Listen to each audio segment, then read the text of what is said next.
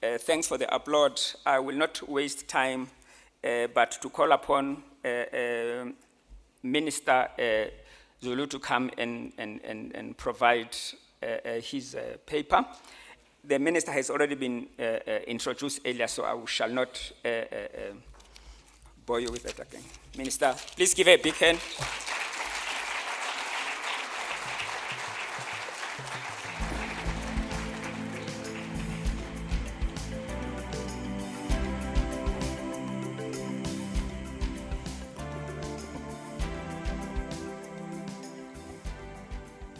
Good morning, ladies and gentlemen. And with respect, I would like to address this gathering, which is a very exciting gathering indeed. Program Director, Mr. Xolani, who never stopped calling and never stopped knocking on my door. And I think you should thank him for that, because he was there to give us assurance and guidance, having been in the road that is a very new road for some of us. And it is true that he is a graduate of Hard Rock, but I must also say that there's something that he shares with me which he didn't know about, that at some point in our lives we entered the same doors of Wharton, Philadelphia's University of Pennsylvania. He wasn't aware of that, so I had to let him know today. Deputy Minister Elizabeth Tabete, my colleague in the new venture, Chairperson of the Portfolio Committee, Comrade Ruth, and everyone else who comes from the Portfolio Committee. And by the way, I have a shadow minister. I saw him somewhere around here. Distinguished ladies and gentlemen, I am truly honored and humbled to be here today. I'm confident that all of us gathered here will do everything in our power to make this national SMME policy colloquium a resounding success. And Sister Nisa, I have been with you at different platforms, and at that time I didn't have a clue that one day I'm going to find myself in the same space in which you are. And thank God that I never pushed you aside, because today I would be asking myself a question: how do I get to her? And there's quite a number of people who are in the small, medium businesses who, in my other life, I was able to meet with them in many, many countries of the world as they were venturing out there to look at the experiences of other countries, but also find opportunities that exist out there for South Africa. I hope that their experience that you've gathered, Sister Nisa, which you spoke about briefly here, is something that can also come our way, so that as we move forward, we don't stumble onto things that others stumbled on a long time ago and keep repeating the same things. We need to fill up those potholes with that experience that you already have. We must not allow this colloquium to end up like a talk shop. We carry a responsibility to emerge from this interaction with concrete and practical resolutions that will assist government to respond effectively to the challenges that confront small businesses. And I can assure you that the team that I started with, which includes the Acting Director General, Phumla Ncapayi, is very committed to working together. We will open our ears and our eyes and make sure, of course, that we lead from the front. But obviously, we cannot lead from the front if there are no soldiers that will lead. And in the leading from the front, I also know that we cannot lead without sharing of the experiences of people that have traveled this road. Indeed, out of this gathering, We must emerge with building blocks for a robust and sustainable policy environment that places SMMEs at the center of accelerated economic growth and development. I'm confident that the caliber of people who are attending this colloquium will assist the colloquium to develop clear policy proposals that will place SMMEs at the center of accelerated growth and development. Program Director, a consistent theme runs through the ANC's manifesto, the State of the Nation address, and the National Development Plan is the urgent need to focus on decisive action to grow the economy and create employment. Our collective responsibility is to mobilize the whole of government and the nation's resources in pursuit of the goal as we enter the second phase of our transition. I would also like to say, ladies and gentlemen, that those that are still trying to discuss what the second phase of our transition and what radical economic transformation is all about, the train is going to leave them behind. We are very clear in the department as to what this means. We are very clear as to what radical economic transformation means to the ordinary people of South Africa who for decades were pushed aside and never given the opportunity to be part of the mainstream economy. And we are saying today, radical economic transformation is about ensuring that small and medium enterprises, as already been explained by Sister Nisa, they also become and they get the benefits and get into the mainstream of the economy. We have no intention of making small businesses to remain small forever. At some point, through our efforts, through our creation of a conducive environment, we need to see them grow. The ones that Sister Nisa spoke about, she says today they are big. We need to go to those that are big today and share their experience and also call upon them to share that experience and be the ones who are mentors for the ones who are coming in. The President established the Ministry for Small Business Development as part of government's commitment to place the economy and job creation at the center stage. It has been said here again that small business development can contribute so much to the GDP and the growth of the economy. Government is convinced that through this intervention, we'll be able to unlock economic opportunities and thus achieve inclusive economic growth and sustainable employment, particularly for women, youth, and people with disabilities. The issue of people with disabilities is very serious. Unfortunately, many a times we just simply talk about it and we don't do much to make sure that people with disabilities actually benefit. Many a times we make them feel very uncomfortable about their disabilities, like as if they chose to be like that. They never chose to be like that. Even ourselves in government, we have a big challenge of ensuring that people with disability are given that respect, are also given the opportunity that they deserve, but more than anything else, is about creating conducive environment for them to be able to operate, because being with that disability doesn't mean that they are unable to do things for themselves. Government is aware that to address the current problems confronting our economy, aids to reverse the unemployment rate will require a radical policy shift that recognizes the urgent need to invest in small, medium businesses because they are key drivers of economic growth and job creation. We are convinced that if we are to make an impact on the job creation front, the following common problems faced by SMMEs must be addressed. Indeed, the much-needed economic growth and employment opportunities will come from practical policies that enable small business to thrive and grow into profitable enterprises. SMMEs can be the backbone of any economy and the main driver of economic growth. Research by Global Entrepreneurship Monitor shows that small businesses are significant contributors to job creation, creating more than 50% of all employment opportunities in South Africa. Currently, the SMME sector contributes more than 45% of the country's GDP. SMMEs have the potential to create and expand employment opportunities, develop entrepreneurial skills, and enhance market opportunities.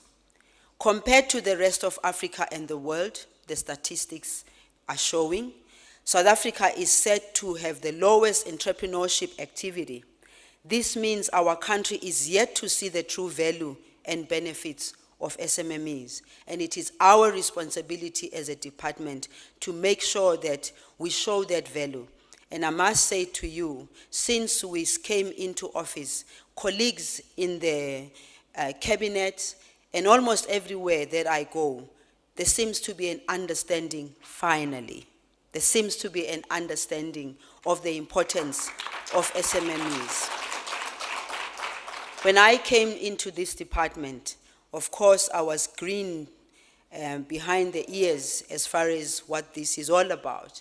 But it didn't take me very long to understand that small business development is a day-to-day life for everybody, including ourselves who are not doing small business. But the fact that you need to think about when you're purchasing something, you need to think about where does it come from, who am I empowering, who am I enriching when I do so. It's important for us to do that, and I can assure you that the good response that one gets, even at cabinet, from my colleagues, goes to show that even when government took the decision in 1995 and the white paper was developed even then, and of course, somewhere along the line, it wasn't put in the front line, I nearly said frontline states, international relations. It was put in the front because clearly the economy is also directing us to that direction. The economy of the country is saying you need to do things differently. But the economy of the country is also saying if we are to deal with radical economic transformation, it means you need to make sure that in the rural areas, in the schools, everywhere you can, just help people understand that they have the power in their hands to improve their lot without having to wait for government to give them the little that government is giving. It is the government that has recognized that if we don't take advantage of the potential of SMMEs, we might find ourselves in a worse situation from an economic point of view than where we are today.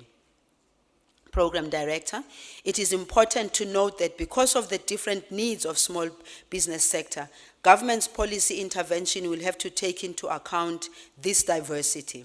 It is for this reason that the government has designed a policy that addresses the specific challenges faced by informal businesses through the National Informal Business Upliftment Strategy. Now, the issue about South Africa is that we are very good at developing these strategies. We are one of the best, actually, in my experience of world travel. We have the best policies that we put in place. And you know why that is? It's because we've got the best brains around too. Now, what we need to do is to begin to say, how do we implement these? Because if we don't implement them, the tsunami that is there is going to ride us and push us aside. And I don't think that's what we want. We want to be part and parcel of the future of this country. And when we say young people are the future, they truly are looking up to us to really assist them in understanding the world that we live in, but also understanding the South Africa that we live in. Over the past 20 years, the South African government has provided many forms of support to SMMEs, ranging from policies, strategies, programs.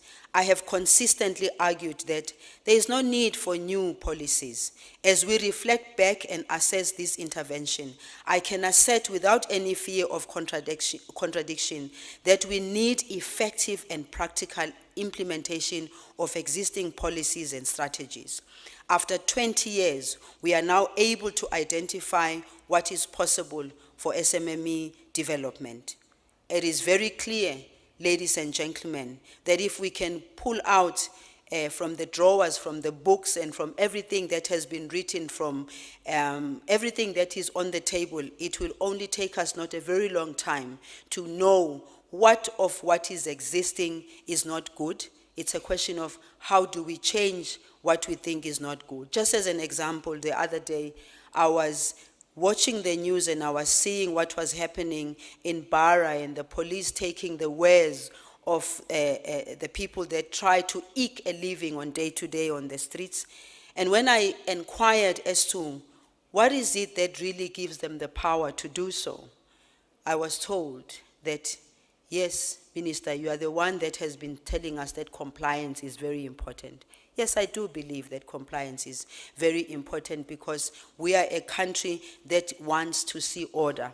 However, when the regulatory environment that they are supposed to adhere to is still part of the old draconian laws, it means there's something that we are not doing right. It means we must go back and look into that and say, 20 years down the line, why should we still have those draconian laws that need to be changed? And the chairperson of the portfolio committee here and members of parliament are here. I'm sure that together we will work on this and make sure that it changes, because at the end of the day, those men and women who are out there in the street, all they are doing is they're trying to make a living for their children and their grandchildren.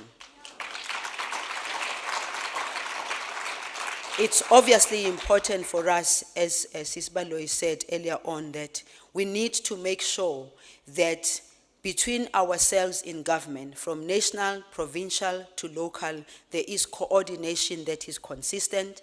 There is working together that is not in competition. I stand here in front of you and I know, as a matter of fact, I'm not in competition with anybody. I am here to deliver on the mandate that is in the National Development Plan, and my responsibility is to make sure that each and every comrade, minister, or whatever that is around me needs to have an understanding of the challenge that we have in front of me. And I know, as a matter of fact, that being in government and being in cabinet, I have found that warmth. And so if there's any negativity that comes my way, I'm very eager to kick it very far away. It doesn't belong in my space. As a department, we recognize the need for enhanced support for small businesses and cooperatives. Since 1994, a wide range of policies, including broad-based Black economic empowerment and employment equity, have allowed Black South Africans to participate meaningfully in the economy, but not enough. More still needs to be done to accelerate Black enterprise into the mainstream economy. We have also noted the importance of providing training, mentoring, counseling, and advice to micro, small, and medium enterprises. Apart from having professional and business-minded mentors, we also want to see retired, astute business owners providing assistance to new business owners. I just want to make an example that the very first week that I was appointed into this position, or maybe the second week, I had the privilege and honor to travel to the province of Limpopo, and then from there travel to Mpumalanga. And one of the things that I saw in the area where I was an FET hall that was almost falling apart. And it occurred to me as people were coming into that meeting that this is one of the centers which could actually be used by small and medium enterprises in the course of mentorship and all. Because I was thinking to myself, here is a hall that is almost falling apart, and yet it is a solid structure, and government must have spent a lot of money putting this structure up. And it occurred to me that small businesses could actually be making business in this center if it is properly managed. Because I was thinking it's a grand hall. The walls are quite high. I could imagine it that somebody who was creative as an SMME could also have that venue hired out to people to organize all kinds of events that can happen, instead of the hall breaking and falling apart when it could be used. And I thought of it also that this could be a center which could be used in the evenings, exactly the same way that we were doing when we were doing adult education. I thought to myself, here is a center where small and medium enterprises, I know at the end of the day, many of them are very tired because they have to run around doing everything, but I'm 100% sure that many of them need that kind of assistance and training that Xolani was talking about. The centers are there. The structures are there. So when we talk about retired people who can be of assistance, these are the structures that can be used so that people don't have to be worrying themselves about sitting under trees or squashed in little places, trying to learn about how they can be able to do their businesses. Sustainable small business development can only be achieved if the three spheres of government, the private sector and civil society, work together. What happened to our civil society and our NGOs that used to be there during the time of the struggle, that used to be there in the beginning of 1994, that were empowering our people? What has happened to those? Because even in small business development, we should be having NGOs that can be able to assist our people. I would like to commend the leadership of the Gauteng provincial government under the leadership of Premier David Makura for prioritizing township economic development as part of the call for radical economic transformation. And I know that it's not only, and Gauteng seems to be at the center of this, and this must be understood because Gauteng is the center of where the money is circulating. And I'm hoping that other provinces will also look at what is happening in Gauteng and begin to implement it, because prioritizing township economy is very important for small and medium enterprises. The money from Soweto comes to build Sentin. The money from all other townships comes to the center and builds the center. And we, as a Department of Small and Medium Enterprises, have something that we need to do, and do very drastically and do effectively. We cannot have those financial institutions, the ones that belong to government, opening up their offices too far away from where the people are. SIFA cannot operate from Braamfontein. For all the people of Soweto, when they want to access, they must travel all the way from there to Braamfontein. When are they going to get to Braamfontein? And also, when these offices are opened, even if it's satellite offices, for God's sake, it's also just a show that the townships of South Africa today are not the same as the townships of 1976 or 1966. There is a big difference, and there's a lot of money that is circulating there. Some of these services need to be brought very close to the people. The mandate of the department recognizes enhanced support to micro, small, medium enterprises and cooperatives, which are critical in job creation and economic growth. Indeed, growing the small business sector will give our nation the necessary ammunition to defeat the triple challenges of poverty, unemployment, and inequality. When the DG, my DG, speaks today, and we are sorry that we are in an acting space, you know, we're not in Hollywood, but unfortunately for us, government demands that we go through the necessary processes, because we don't want to be accused by other people tomorrow to say that we didn't advertise, we didn't do this, we didn't do that. So when my DG comes here and it is said that she is acting, don't think that she's acting. She's actually doing the job right now. The country's high rate of unemployment and extreme inequality call for bold, far-sighted interventions.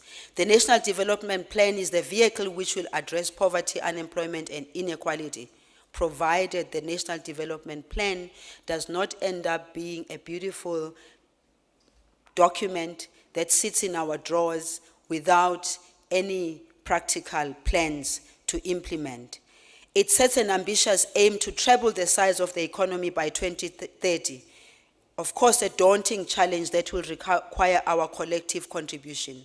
Meeting the NDP's growth target of 5.4 for the next 16 years would not only guarantee South Africa's material prosperity, but will be an elevating and inspiring narrative for the country, an optimistic new story, as the NDP phrases it. As the NDP makes clear, getting South Africa into a high growth trajectory demands that we fundamentally change our game plan and place small business and cooperatives at the center of the war against poverty, inequality, and unemployment.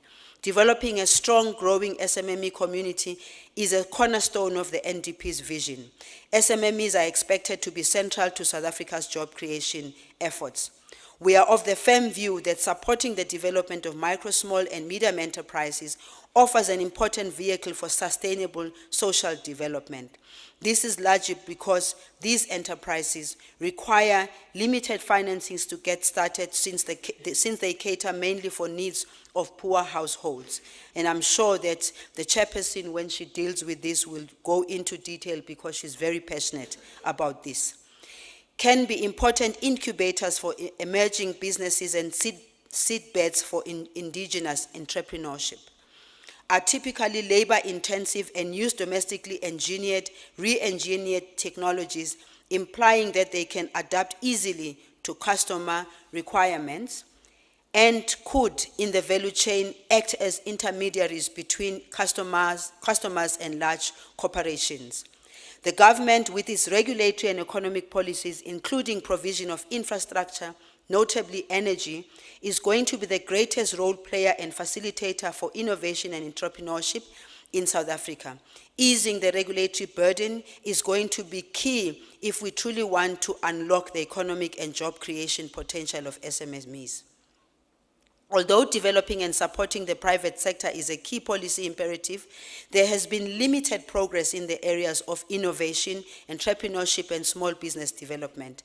Part of the reason has been red tape and regulatory environment. The slow business registration process, licensing procedures, and small taxations are some of the issues that we will tackle very vigorously. It is for this reason that we believe that if we work together in all government departments, because let me just say that we see our prosperity and being able to deliver if we connect very strongly with other departments. Alone, we cannot make this, because there are certain things that do not necessarily belong to our purview, and yet they have a greater either positive or negative impact on small businesses and cooperatives.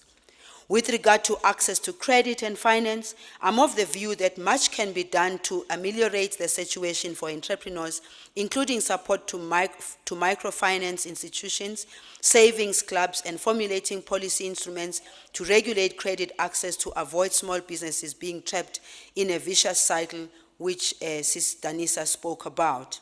To promote a robust credit culture, we also require the well-crafted financing instruments targeting the lowest segments of the credit market.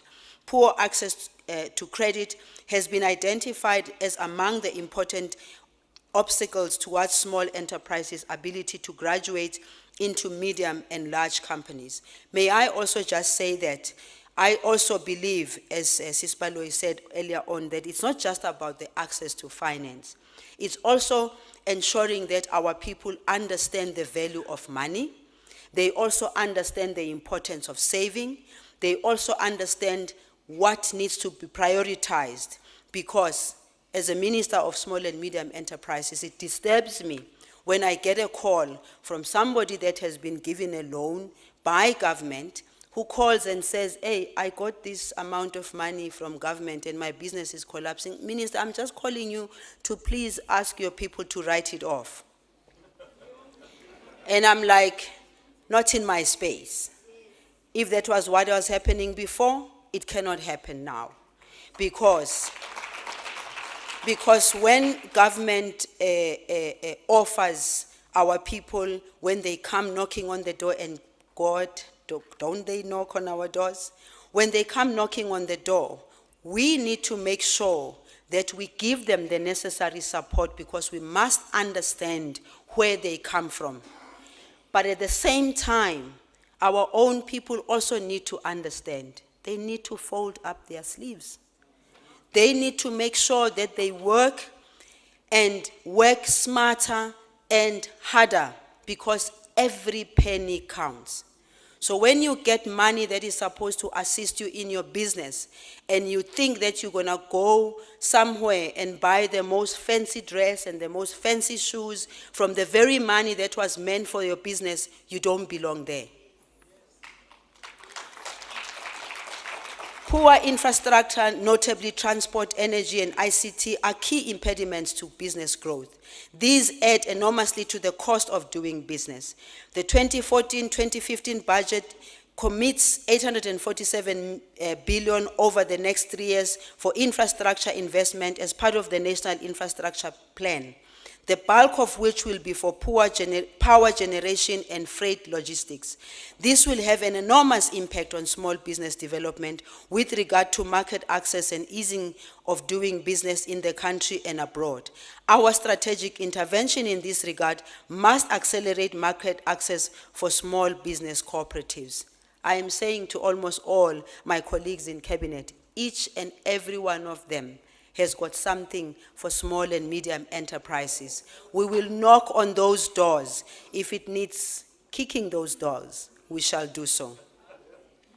While advanced countries invest significantly in research and development functions, South Africa, by contrast, contribute relatively small sums to research and development in the field of small business development. We need to aggressively invest in this area and address paucity of relevant information on SMMEs. I'm positive that such investment can yield enormous benefits in the long term.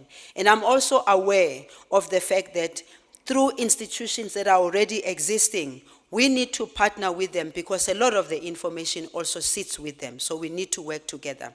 Program Director, our role as government will focus on the following areas. We believe that building adequate infrastructure will be very important at the lower end of the market. Assistance could be provided to entrepreneurs in marketing, understanding new legislation, and preparing bankable business proposals. We want to enhance awareness of entrepreneurship as a vehicle career path and build a nation of entrepreneurs. Enterprise education, curricular reform at various levels of training, including further education, training, FETs, and universities, is needed to inculcate the spirit of entrepreneurship within the education system. We have already begun a strong relationship with FET colleges we want to accelerate this effort because we believe the reform should have strong industry linkages. We are rethinking the small business development practice by increasing non-financial support by establishing programs for rolling out more incubators and incentives involvement in other actors in incubation programs. We will be working hard to increase financial support through tax incentives, informal sector funding tools, and other funding networks in partnership with other financial institutions and private sector partners. We believe that small enterprises can only thrive in a context where there is market access for their products and services. We want to increase products and services demand and create market access opportunities for small business. We will continue to reduce regulatory constraints through red tapes reduction rollout program. There is a program that has been rolled out already, but I think that the information about it is not reaching where it's supposed to. We will continue to do the regulatory impact assessment and regulatory simplification, targeting relevant government personnel and departments in all three spheres of government.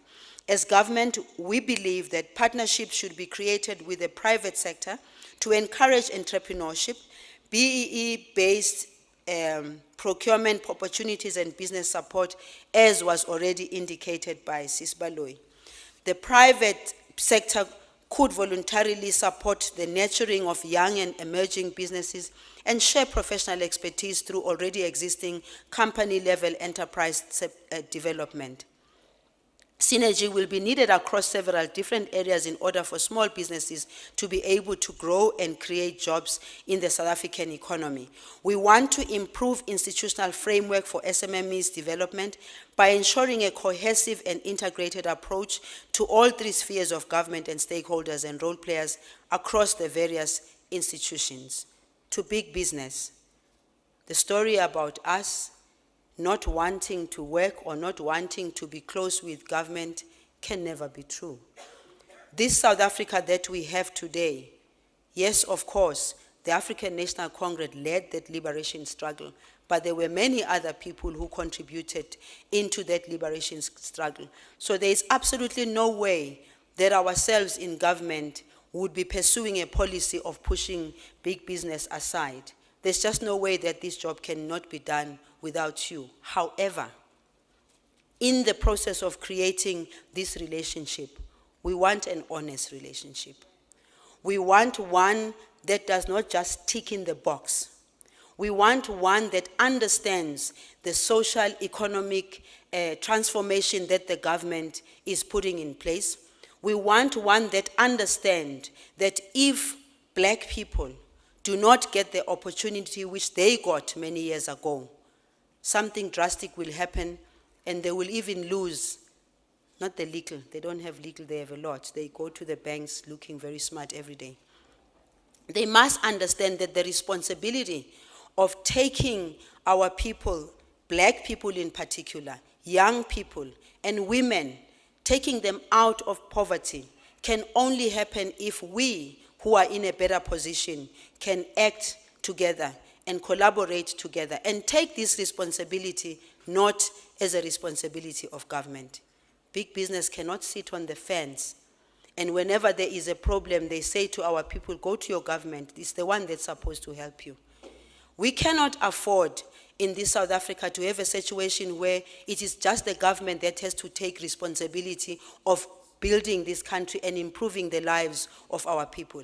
It's our responsibility, all of us. It cannot be that in the main, some sections of the society believe that let's deepen the conflict that is going on among these black people while we make the money and go to the bank. Let's keep them scratching each other on their faces while we smile to the bank. It cannot be. That needs to come to an end. But at the same time, as Sister Nisa was saying, let us also not forget the fact that all of us, those that are in business in particular, both black and white, the responsibility falls on both. But the greater responsibility falls on the other because they've had many, many years of making millions and millions of money. So we need to just wake up to the reality. And in conclusion, I'd just like to say this, which I've been saying since 1994, Sis Ruth, when I was in the Gauteng legislature, and Alex was my constituency. I said it then in 1994, and I'll continue to say it today. What separates Alex and Sentin is a miserable highway. It will take not less than 10 minutes for the people who are in Alex, when they wake up in the morning years later and look around and realize that across there, those people who are across there, they're not doing anything for us. It will take them 10 minutes. And believe me, it is not this government that will come out with guns blazing to shoot them. It will not happen. So it's important for us, and particular big business, to think about it. It's just a miserable highway between people who are poor and those that are very rich. Thank you.